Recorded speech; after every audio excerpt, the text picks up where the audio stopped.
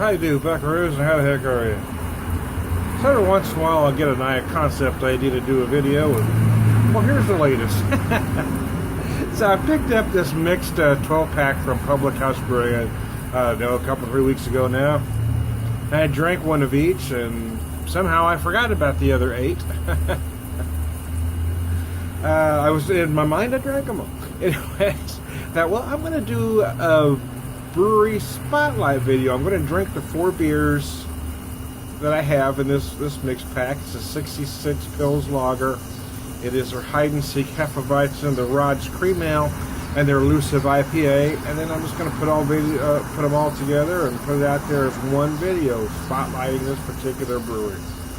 Starting with the 66 Pils Lager. What they typically do with these mixed packs is to do 3 year-rounders that change from mixed pack to mixed pack and add 1 seasonal. In this case, the seasonal is the 66 Pils Lager, which is why I started with it. This is a nice Pilsner. I did a video for this, and they don't list the IBUs or the hops used on their website. It's 5.4%. But I was guessing that I mentioned in my video that it felt like I was getting some saws. And then they did send me a message. They said, I'm right, I wasn't getting some saws. But what I didn't get is it also has Tettnang and Spalt in it as well, and they said the IBUs are about 43. So this is a nice 5.4. 43 is a nice American craft Pilsner. The aromas are beautiful, big bready Pilsner malt. Again, I get some herbal notes. I get a little peppery from the saws.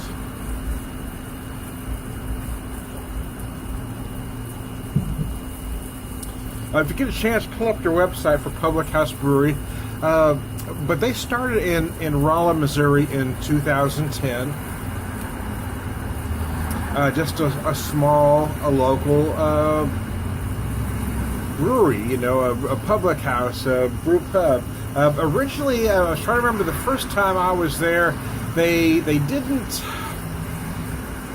well, I guess, I was going to say they didn't serve food, but that wouldn't be entirely correct. They didn't allow you to bring in outside food in. And I think all the food they had was, I remember them having some, I believe they had some like sausage and cheese plates, that kind of thing, if I remember correctly.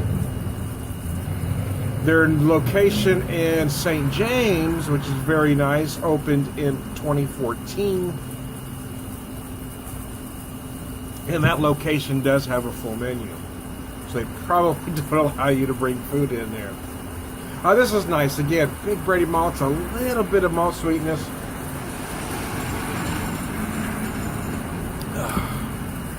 That is pleasantly cleaned up by well, those hops I mentioned.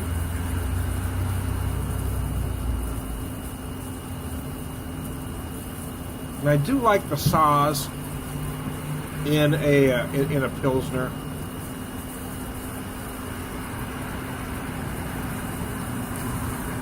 Oh, it's very nice. Using my current favorite, Pilsner glass.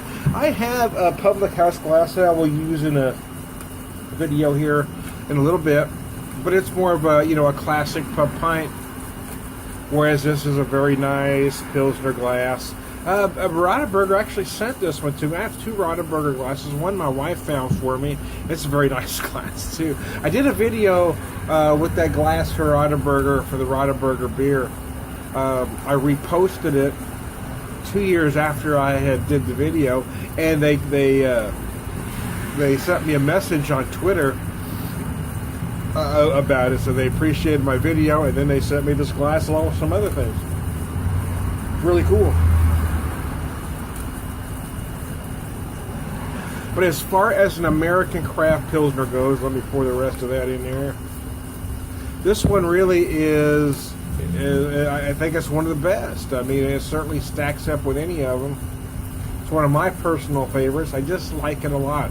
I feel almost some honey-like sweetness from the malts in there, but just a touch.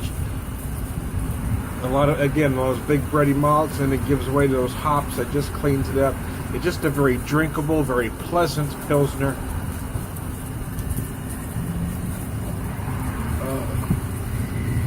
Trying to think of the order I wanted to do the beers in, right? I was thinking, well, should I do them from light, smaller on? But I wanted to start with this one. Then I thought, well, next I go to the cream ale, then the Hefeweizen, then the IPA. So now maybe I'll do the Hefeweizen, then the cream ale as sort of a palate cleanser, then on to the IPA. I don't know. Thinking about doing a Hefe next, actually. Do the Hefeweizen next.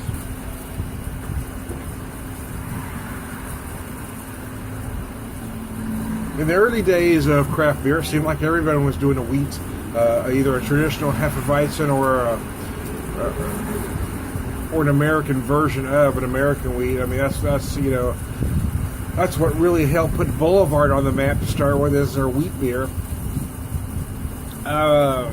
It seemed like everybody was doing a stout at the time too, but now craft beer has gone in such a different way that you're not seeing a lot of Hefeweizens anymore. But the hide and seek from them is a very nice beer, so I'm thinking about going to that next. So,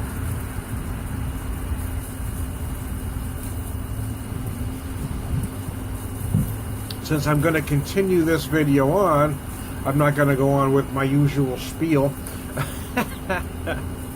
I'm down to Beer Whisperer, blah, blah, blah, blah. Because I'm going to be back here in a minute. So here you go.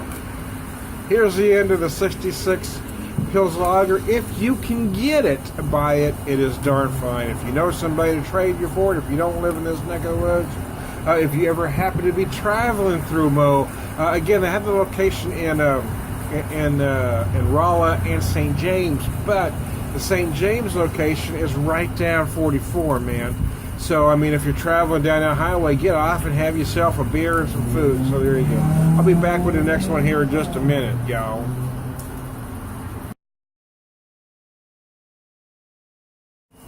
Well, how do you do, buckaroos? How the heck are you? So, number 2, beer number 2, man. The hide and seek Hefeweizen.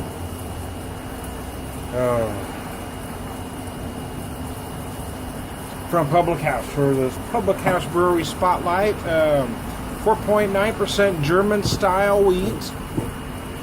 Traditional, cloudy, complex, bright, refreshing, transportive. They tell you to serve it in a Weizen glass at 40 to 45 degrees. I'm probably starting with it a tad colder than that, but I am using a Hefe glass. How about that? This one from Crown Valley Brewing. Got this several years ago. Gosh, what year was that? Maybe, man, 07? No, it can't have been that long ago. Probably 10. I'm guessing probably 2010, yeah. Long time ago, man. So, I paid for the VIP tasting. They had a representative come down to Springfield. They had it at a place that's no longer in business here in town. But it was nice, and you paid for the VIP tasting. You got this very nice glass at the end of it. You got a taster glass plus this one.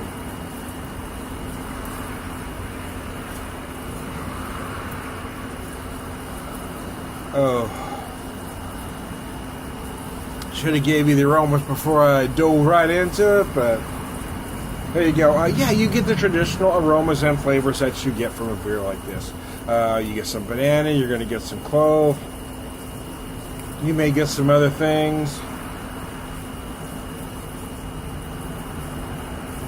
I've heard some people say pear,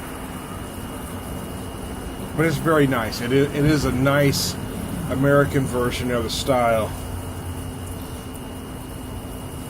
It's a little cloudy. It's not as cloudy as some that I've had, actually, but it's good. The Schnickelfritz, for instance, from Irvin Chestnut is. But this is nice. It's very easy drinking. A nice summer offering, although it is a year-rounder for them. Oh. Mercy Percy. I have been to their Rolla location once. The first time I went there and did it probably 2012. And then I think it was 2015 when I first went to the St. James location. But I've been to the Rolla location once, the St. James location a couple times. Both are very nice in different ways. The Rolla, the original location, is a little smaller, so more intimate, so that's nice. The St. James location, well, it's nice because it's right there off of the highway. It really is kind of easy off and on.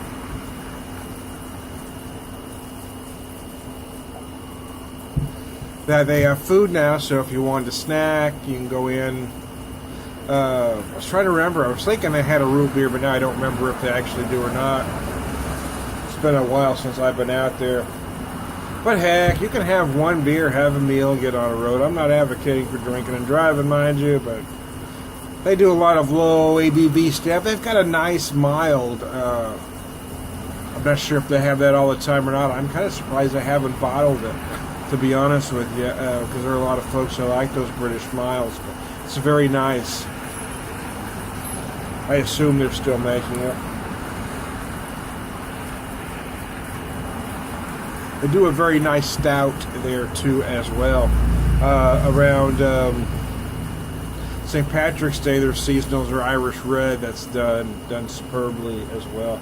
They're just good. You know what I mean? Everything is very well put together. It's just a nice brewery, nice atmosphere, nice beer. I don't know that they do anything trendy that just the trendy craft beer snobs would want, but if you want just good beer done right, I mean, I don't know of any place better than the Public House. So there you go. Again, I'm not going to go on with my spiel. It's on the BeerVangelist, blah, blah, blah, because I'll save that for the very end. I'm going to do all 4 beers on this video. So there you go.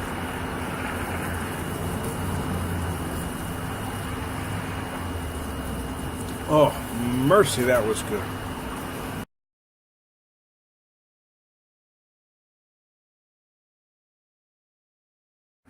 Well, how do you do, buckaroos? Here's 3 or 4. Moving right along. Took a little break in between. Now I'm back.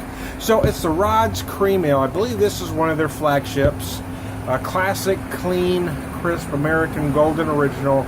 Served between 40 to 45 degrees in a footed Pilsner. Well, I'm not using a footed Pilsner.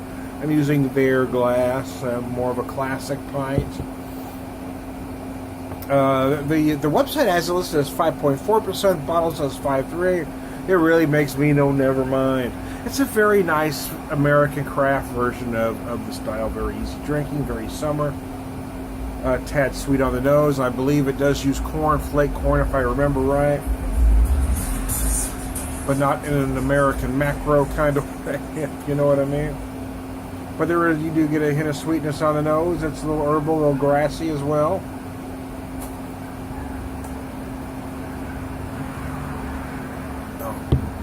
What this craft version does better than macro versions of a cream ale is finish cleaner. Finish is crisp and clean, whereas most macro versions of the style are very lazy because they're using too much corn and probably a cheaper variety.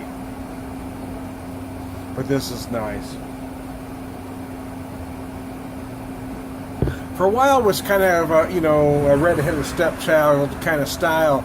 But now we're seeing more craft breweries really dip their toe and do a cream ale. Piney River did one at one time, but now they've quit doing theirs, which was a very good version of a cream ale. But this one is outstanding.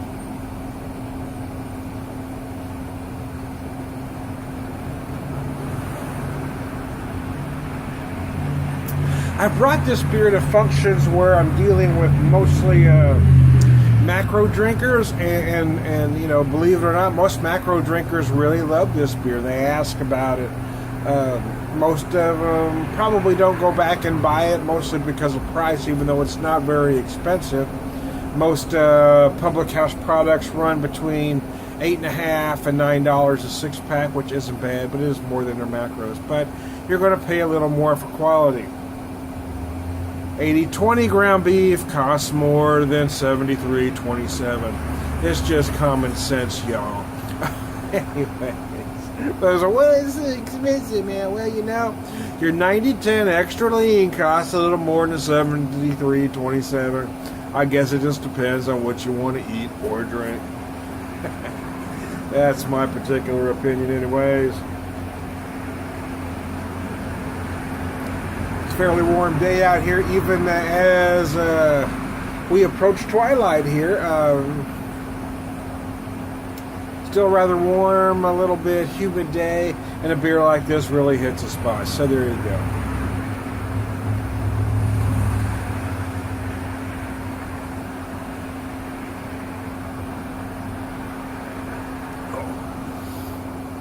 Biscuits, that's tasty. I'll be back with the last one. Excuse me. Boy, I hope I didn't get it on you. The elusive IPA here in a bit.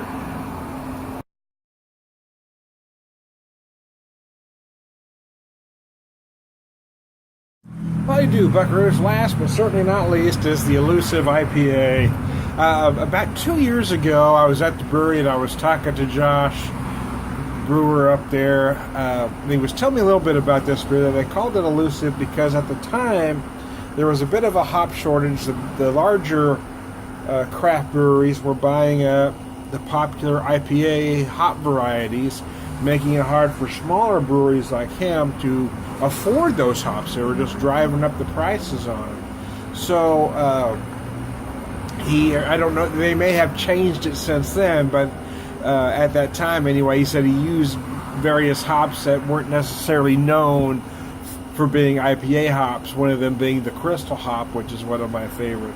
I think it is a nice IPA. Their website has it at 6.7, the bottle has it at 6.8. It's a very deep golden, and I like it because it doesn't really fit in anybody's mold. It's not a West Coast, it's not an East Coast, certainly not a New England. I mean, it doesn't really fit in any one category. I think that's one reason that I like it, is that they make beer. They just make good beer. They don't really try to fit in any trend. They're not necessarily trying to please every beer geek or beer snob out there. They're just making quality beer, and I think that's one reason that I really like that brewery. Kind of the little brewery that could at this point. So I'm getting a nice amount of malt on the nose, getting hints of citrus, a little bit of orange. That's the first thing I noticed.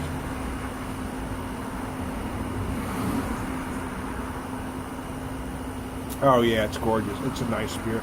Again, it's not that trendy IPA. I mean, if you're one of those folks that your IPA has to be cloudy as all hell and tastes like fruit juice, this obviously isn't the one for you, because it tastes like a beer. But if you're not a poser beer drinker, I think you'll enjoy it. Yeah, I call those folks poser beer drinkers.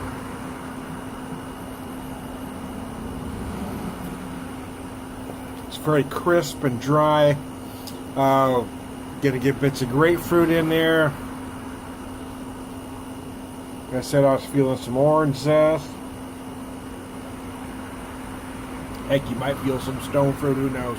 Whatever you get, it's just a good beer. It's just a fine brewery. I just like the guys out there. Every time I've been to either location, the staff's been friendly and knowledgeable. And it's just irritating to me as a craft beer guy to go into a tap room and have who's ever serving not know what their beers are or understand the styles. You know, you at least have to know what you're serving. And then you've got the other part of that too. So I've been into breweries that are so pretentious, they act like it's an inconvenience for them to wait on you. And if you ask them a question about the beer, I mean, there's a few breweries that I won't go back to. A couple of them are out of business. So other people obviously had the same thoughts.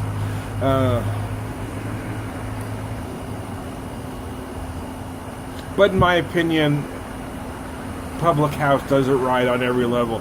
They make very good beer. They make quality beer. It's not trendy beer. It's not poser beer, but it's good. It's tasty and it just feels right. Everything they do is, I just like the place. I like both locations. Again, friendly, knowledgeable staff and fine beer. That's all I need, man. I'm like the Jeff Spicoli of beer guys. You know, all I need is a good wave and cool buds, or cool waves and good buds, or whatever. However that phrase went. That's me, man. I just want fine beer and good service, and you will get those things at the Public House.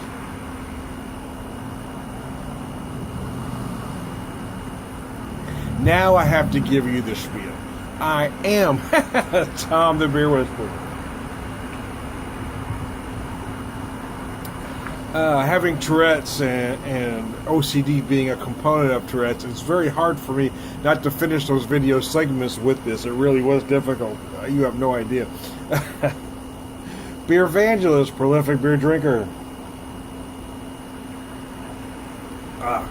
Damn, that's good. Purveyor of Wisdom. An all-around good guy. Y'all have a good one, and visit the public house if you can.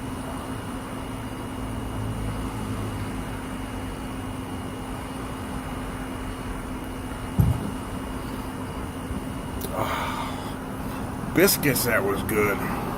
Oh, darn, hold on. Oh, hope I didn't get any on you. Y'all have a good one.